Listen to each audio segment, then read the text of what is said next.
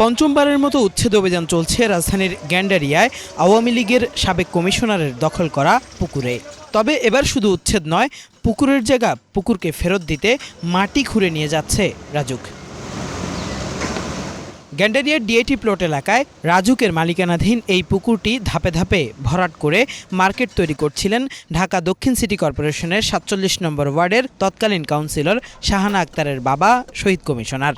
এ নিয়ে ২০২৩ সালের জুনে বাংলাভিশন বিশেষ প্রতিবেদন প্রকাশ করলে ফুঁসে ওঠে স্থানীয় জনগণ। জলাধার রক্ষার দাবিতে যা এক পর্যায়ে রূপ নেয় গণ আন্দোলনে। জনগণের দাবির মুখে তৎকালীন পুকুর রক্ষায় উচ্ছেদ অভিযান শুরু করে রাজুক। কিন্তু প্রভাবশালী কাউন্সিলরের অদৃশ্য ইশারায় বারবার থেমে যায় উচ্ছেদ অভিযান। পরপর ৪ বার উচ্ছেদ করতে এলেও পুকুরকে তার জায়গা ফেরত দিতে পারেনি রাজুক। তবে এবার পরিবর্তিত পরিস্থিতিতে দখলদার না থাকায় পুকুরটিকে নিজস্ব আবয়বে ফিরিয়ে নেওয়ার কাজ শুরু করেছে রাজধানী উন্নয়ন কর্তৃপক্ষ। এর আগেও আপনারা জানেন যে রাজুক থেকে এখানে একটা উচ্ছেদ করা হয়েছিল। আসলে এটা হচ্ছে ওটারই কন্টিনিউয়েশন। একটা দোতলা বিল্ডিংয়ের ধ্বংসস্তূপ ছিল, যেটার তলার প্রায় ম্যাক্সিমাম কলামের রড কাটা। তো আমরা যদি এটাকে ফেলে না দিই, যে কোনো সময় দুর্ঘটনা ঘটতে পারে। আমরা ডেব্রিসগুলিকে জাস্ট ক্লিয়ার করার জন্য। রাজুকের এই উদ্যোগে উচ্ছ্বসিত স্থানীয়রা নিজেরা উপস্থিত থেকে সহযোগিতাও করছেন উচ্ছেদকারীদের। বলছেন পুকুরটিকে দৃষ্টিনন্দন পুকুর হিসাবে ফিরে পেতে চান তারা। এখানে ছিল পুরান ঢাকার ঐতিহ্য। এটাকে সাবেক কমিশনার শহীদ কমিশনার 23 সন্ত্রাসীর একজন ছিল, তিনি কিন্তু এটাকে দখল করছিল। পুরা চারোপাশ দোকানপাট উঠায়া একটা মাসে ৮-১০ লাখ টাকা ভাড়া নিত, আস্তে আস্তে ভর করতেছিল। এটা থেকে আমাদের দীর্ঘদিন আমাদের আন্দোলনের ফসল। আলহামদুলিল্লাহ, আল্লাহর কাছে লাখ লাখ শুকরিয়া যে আমাদের আন্দোলন সফল হয়েছে। বিগত 3 বার এটা উচ্ছেদ করা হয়েছে। তা আমরা যতবারই উচ্ছেদ করেছি বা রাজুক উচ্ছেদ করে দিয়েছে, এরপরে তারা পেশি শক্তিতে আওয়ামী লীগের ক্ষমতা ছিল, তারা আবার পুনর্দখল করে নিত দোকান, মার্কেট, এবং কি আওয়ামী লীগের একটা অফিসও বানিয়েছিল এখানে। তো বর্তমান তো আমাদের সরকার, বিএনপি সরকার, মাননীয় প্রধানমন্ত্রী খুব এই বিষয়ে আন্তরিক।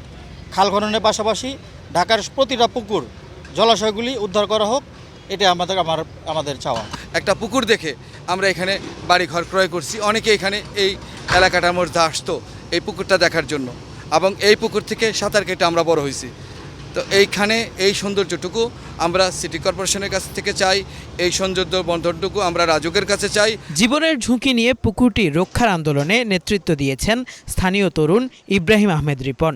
পুকুরটির উন্নয়নে সরকারের নানান উদ্যোগের কথা জানিয়ে সন্তোষ প্রকাশ করেন তিনি। বাংলাভিশনের এই রিপোর্টের পরেই কিন্তু আমাদের এলাকাবাসী সব একত্রিত হয় এবং আমাদের কাছে আসে। আমরা তখন পরিবেশবাদীদের সংগঠন সবাইকে নিয়ে এবং আপনাদের সকল মিডিয়া নিয়ে আমরা একটা অবরোধ কর্মসূচি ঘোষণা করি। আমাদের গণপূর্ত অধিদপ্তরের মাননীয় মন্ত্রী জনাব জাকারিয়া তাহের সুমন ভাই পুকুরের ব্যাপারে সে নিজস্ব তত্ত্বাবধানে লোক পাঠিয়েছে, রাজুককে পাঠিয়েছে। সে দেখেছে, সে দেখার পরে আমাদের আশ্বস্ত করেছে এই পুকুর রাজুকের পুকুর, রাজুককে ফেরত দেওয়া হবে। আইনিগত যত জটিলতা আছে সেগুলো শেষ করেই এই পুকুরের উন্নয়নমূলক কাজ করবে। সে আমাদের আরও আশ্বস্ত করেছেন যে এই পুকুরের পাশ দিয়ে ওয়াকওয়ে নির্মাণ হবে, এবং মাননীয় প্রধানমন্ত্রী তারেক জিয়া যে বৃক্ষরোপণ কর্মসূচি যে বিষয়টা আছে, এই বৃক্ষরোপণ কর্মসূচিটা পুকুরের চারিপাশে বৃক্ষরোপণের মাধ্যমে ওয়াকওয়েটা নির্মাণ করে দিবেন, এবং এখানে রাতের আধারে যে লাইটের অভাব থাকবে সেই লাইটিংগুলো করে দেবে, এবং দৃষ্টিনন্দন সুন্দর একটা পুকুর আমাদের মন্ত্রী জাকারিয়া তাহের সাহেব তিনি আমাদের উপহার দিবেন। পুকুরটিকে ঘিরে জলাধার কেন্দ্রিক পার্ক করা হলে স্থানীয় এলাকাবাসী সহ পুরো গেন্ডারিয়ার মানুষ উপকৃত হবে বলে মনে করেন স্থানীয় নাগরিক সমাজের প্রতিনিধিরা। পুকুর রক্ষার এই তৎপরতাকে পরিবেশ আন্দোলনের সফলতা বলছেন পরিবেশবাদীরা। এই নিয়ে চতুর্থবার এখানে উচ্ছেদ কার্যক্রম হচ্ছে। আমরা এখানে প্রথমবার এসেছিলাম পরিবেশবাদী সংগঠনের পক্ষ থেকে। আমরা তো চাই যে পরিবেশের যেখানে সংকট সেখানে আমরা আন্দোলন করা মানে এটা একটা সফলতা দেখতে চাই আমরা। তো এইটা একটি উদাহরণ হবে, এবং ডিআইটি প্লট পুকুরটা উদ্ধার হওয়া মানে হচ্ছে সকল পরিবেশবাদী সংগঠনের পক্ষ থেকে এটা একটা অ্যাচিভমেন্ট বলতে পারি আমরা। এবং একই রকমের উদাহরণ বাংলাদেশে আরও বিভিন্ন প্রত্যন্ত অঞ্চলে আছে। সেখানে যদি আমাদের কর্তা ব্যক্তি যারা আছে তারা যদি একইভাবে উদ্যোগ নেয়, তাহলে এইটি আরও অনেক বেশি প্রশংসনীয় হবে, এবং আমরা মনে করি মানুষ অনেক বেশি আস্থা ফিরে পাবে। পুকুরের পাড়ি ডিআইটি প্লট, এখানে কিছু জলদস্যু ভূমিদস্যু অনেক সময় ধরে দখল করে রেখেছিল, সেটা আমরা আল্লাহ রহমতে ইব্রাহিম রিপনের বদলতে আমরা এটাকে উদ্ধার করতে পেরেছি। এখন আমরা চাই জনগণের স্বার্থে, এলাকাবাসীর স্বার্থে এটা আরও আগে সুন্দর পরিবেশ হোক এবং আমরা আগের মতো যাতে এখানে গোসল করতে পারি। 1964 সালে আবাসন প্রকল্পের জন্য পুকুরটি সহ এর আশপাশের এলাকা অধিগ্রহণ করে তৎকালীন ডিআইটি। স্থানীয়দের তথ্যমতে এই পুকুর থেকে মাটি তুলেই ভরাট করা হয় পুরো প্রজেক্ট এলাকা। সেই থেকে এটি ওই এলাকাবাসীর পুকুর হিসেবেই ব্যবহার হয়ে আসছিল।